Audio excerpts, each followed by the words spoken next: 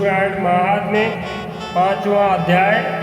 चंचला के प्रयत्न से पार्वती जी की आज्ञा पा करके तुम्बुरा का विंध्य पर्वत पर शिवपुराण की कथा सुना करके बिंदु का पिशाच योनि से उद्धार करना तथा उन दोनों दंपत्ति का शिवधाम में सुखी होना। सूतो हुआ। सूत जी कहते हैं सौनक एक दिन परमानंद में निमग्न हुई चंचला ने वह देवी के पास जाकर के प्रणाम किया और दोनों हाथ जोड़ करके वह उनकी स्तुति करने लगी। चंचला बोली, गिरिराज नंदिनी स्कंद माता उमे, मनुष्यों ने सदा आपका सेवन किया है।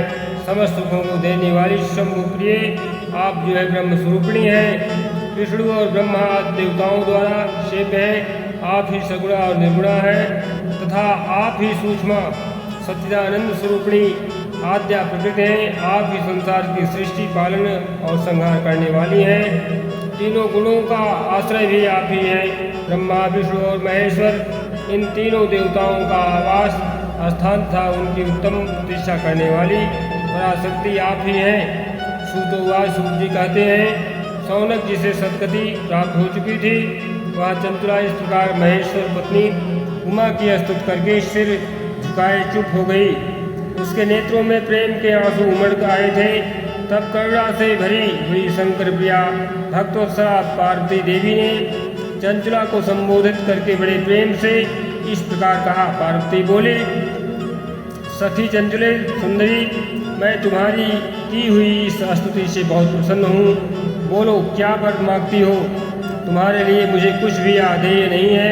चंचला बोली, निष्पाप गिरिराज कुमारी, मेरे पति बिंदु इस समय कहाँ हैं? उनकी कैसी गति हुई है यह मैं नहीं जानती हूँ। कल्याणमयी दीनवत्सले, मैं अपने उन पतियों से जिस प्रकार संयुक्त हो सकूँ वैसा ही उपाय कीजिए। महेश्वरी महादेवी, मेरे पति एक शूद्र जाति वैश्या के प्रति आसक्त थे और पाप में ही डूबे रहते थे। उनकी मृत्यु मुझसे पहले ही हो गई थी। न जाने वह किस गति को प्राप्त हुए हैं। गिरिजा बोली, बेटी तुम्हारा बिंदु नाम वाला पति बड़ा पापी था।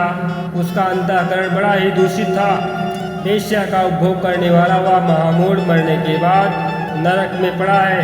अगणित वर्षों तक नरक में नाना प्रकार के दुख भोग करके वह पापात्मा अपने शेष पाप को भोगने के लिए विंध्याचल पर्वत पर पिशाच हुआ है। इस समय वह पिशाच अवस्था में ही है और नाना प्रकार के क्लेश उठा रहा है। वह दुष्ट वहीं वायु पी करके रहता है और सदा ही सब प्रकार के कष्ट सहता है। सूत जी कहते हैं सौनक, गौरी देवी की आवाज़ सुनकर के उत्तम व्रत का पालन करने वाली चंचला उस समय पति के महान दुख से दुखी हो गई। फिर मन को स्थिर करके उस ब्राह्मण पत्नी ने व्यथित हृदय से माहेश्वरी को प्रणाम करके पुनः पूछा। चंचला बोली, महेश्वरी महादेवी, मुझ पर कृपा कीजिए और दूषित कर्म करने वाले मेरे उस दुष्ट पति का आप उद्धार कर दीजिए। देवी, कुत्सित बुद्धि वाले मेरे पति को सद्गति प्रदान करिए। उस पापात्मा का जो भी अपराध है क्षमा करिए। पति को किस उपाय से उत्तम गति प्राप्त हो सकती है वह शीघ्र बताइए। आपको नमस्कार है। पार्वती ने कहा, तुम्हारा पति शिव पुराण की पुण्यमयी उत्तम कथा सुने तो सारी दुर्गति को पार करके वह उत्तम गति का भागी हो सकता है। अमृत के समान मधुर अक्षरों से युक्त गौरी देवी का वचन आदर पूर्वक सुन करके चंचला ने हाथ जोड़ मस्तक झुका करके उन्हें बारंबार प्रणाम किया और अपने पति के समस्त पापों की शुद्धि तथा उत्तम गति की प्राप्ति के लिए पार्वती देवी से यह प्रार्थना की कि मेरे पति को शिवपुराण सुनाने की व्यवस्था होनी चाहिए। उस ब्राह्मण पत्नी के बारंबार प्रार्थना करने पर शिवप्रिया गौरी देवी को बड़ी दया आई। उन भक्तवत्सला महेश्वरी गिरिराज कुमारी ने भगवान शिव की उत्तम कीर्ति का गान करने वाले गंधर्वराज तुम्बुर को बुला करके उनसे प्रसन्नता पूर्वक इस प्रकार कहा, तुम्बुरो, तुम्हारी भगवान शिव में प्रीति है। तुम मेरे मन की बातों को जानकर मेरे अभीष्ट कार्यों को सिद्ध करने वाले हो, इसलिए मैं तुम्हें एक बात कहती हूँ, तुम्हारा कल्याण हो। तुम मेरी सखी के साथ शीघ्र ही विंध्याचल पर्वत पर जाओ। वहाँ एक महाघोर और भयंकर पिशाच रहता है। उसका वृत्तांत तुम आरंभ से ही सुनो।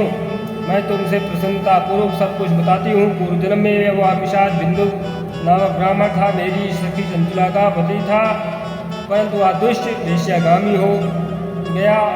स्नान संध्या आदि नित्य कर्म छोड़ करके अपवित्र रहने लगा। क्रोध के कारण उसकी बुद्धि भ्रष्ट हो गई, मूर्खता छा गई थी। वह कर्तव्य का विवेक नहीं कर पाता था। क्या भक्षण सज्जनों से द्वेष और दूषित वस्तुओं का दान लेना, यही उसका जो है स्वाभाविक कर्म बन गया था। वह अस्त्र शस्त्र लेकर के हिंसा करता, बाएं हाथ से खाता, दोनों को सताता और जो दीन दुखिया हैं उनको मारता पीटता था। क्रूरतापूर्वक पराये घरों में आग लगा देता था, चांडालों से प्रेम करता था और प्रतिदिन वह वेश्या के संपर्क में रहता था। बड़ा दुष्ट था वह पापी, अपनी पत्नी का परित्याग करके दुष्टों के संग ही आनंद मनाता था। वह मृत्यु पर्यंत दुराचार में ही फंसा रहा और अंत काल आने पर उसकी मृत्यु हो गई। वह पापियों के भोग स्थान घोर यमपुर में गया और वहाँ बहुत से नरकों का उपभोग करके वह दुष्टात्मा जीव इस समय विंध्याचल पर्वत पर पिशाच बना हुआ है।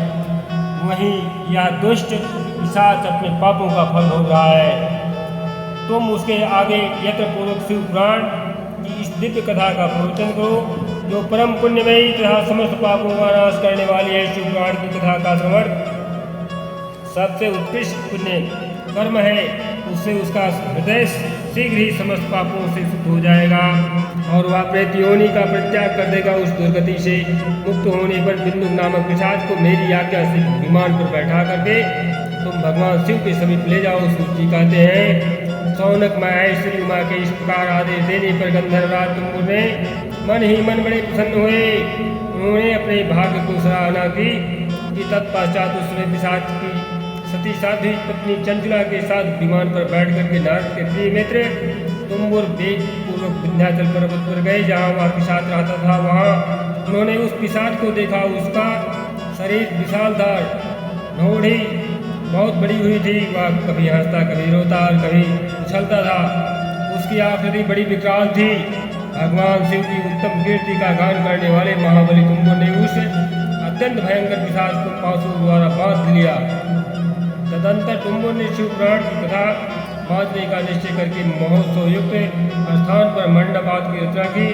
इतने में ही संपूर्ण लोगों में बड़े वेग से यह प्रचार हो गया कि देवी पार्वती की आज्ञा से एक पिशाच का उद्धार करने के लिए उद्देश्य से शिव पुराण की उत्तम कथा सुनाने के लिए तुंबुर विंध्य पर्वत पर गए हैं। फिर तो उस कथा को सुनने के लिए लोक से युक्त देवर्षि भी शीघ्र ही वहाँ जा पहुँचे। आदरपूर्वक शिव पुराण सुनने के लिए वह आए हुए लोगों का उस पर्वत पर बड़ा अद्भुत और कल्याणकारी समाज जुट गया। फिर तुंबुर ने उस पिशाच को पासों से बांध करके आसन पर बिठा करके और हाथ में पीड़ा लेकर गौरीपति की कथा का गान आरंभ कर दिया। पहले अर्थात विश्वेश्वर संहिता से लेकर 7वीं वायु संहिता तक महात्म्य सहित शिव पुराण की कथा को उन्होंने स्पष्ट वर्णन किया। 7 संहिताओं सहित शिव पुराण का आदरपूर्वक श्रवण करके वह सभी श्रोता पूर्णतः कृतार्थ हो गए और उस परम पुण्यमय शिव पुराण को सुनकर उस पिशाच ने अपने सारे पापों को धो करके उस पैशाचिक शरीर को त्याग दिया। फिर तो शीघ्र ही उसका रूप दिव्य हो गया, अंग कांति गौरवर्ण की हो गई। शरीर पर श्वेत वस्त्र तथा सब प्रकार के जो है पुरुषोचित लक्षण दिखाई पड़ने लगे और नाना प्रकार के आभूषणों से अलंकृत होकर के उसके अंगों में उद्भासित करने लगे। वह त्रिनेत्रधारी चंद्रशेखर रूप हो गया। इस प्रकार दिव्यदेहधारी होकर के उस श्रीमान बिंदु अपने प्राण बल्लभा चंचला के साथ वह स्वयं ही पार्वती बल्लभ भगवान शिव का गुणगान करने लगा। उसकी स्त्री को इस प्रकार दिव्य रूप से सुशोभित देखकर वह सभी देवर्षि बड़े विस्मित हुए। उनका चित्त परमानंद हो गया और परिपूर्ण हो गया। भगवान माहेश्वर का यह अद्भुत चरित्र सुनकर वह सभी श्रोतागण प्रमुख हो गए। प्रेम पूर्वक श्री शिव का यशोगान करते हुए अपने अपने धाम को चले गए। दिव्य रूपधारी श्रीमान बिंदु भी सुंदर विमान पर अपनी प्रियतमा के साथ बैठ करके सुखपूर्वक आकाश में स्थित हो बड़ी शोभा पाने लगा। तदंतर महेश्वर की सुंदरियों मनोहर गुणों का गान करता हुआ वह अपनी पत्नी प्रियतमा तथा तुंबुर के साथ शीघ्र वहाँ ही शिवधाम में जा पहुँचा। वहाँ भगवान शिव शंकर माहेश्वर तथा पार्वती देवी ने प्रसन्नतापूर्वक बिंदु का बड़ा सत्कार किया और उसे अपना पार्षद बना लिया। उसकी पत्नी चंचला पार्वती जी की सखी हो गई। उस घनीभूत ज्योति स्वरूप परमानंदमय सनातन धाम में अविचल निवास पाकर वे दोनों दंपत्ति परम सुखी हो गए। बोलिए हर हर महादेव की जय।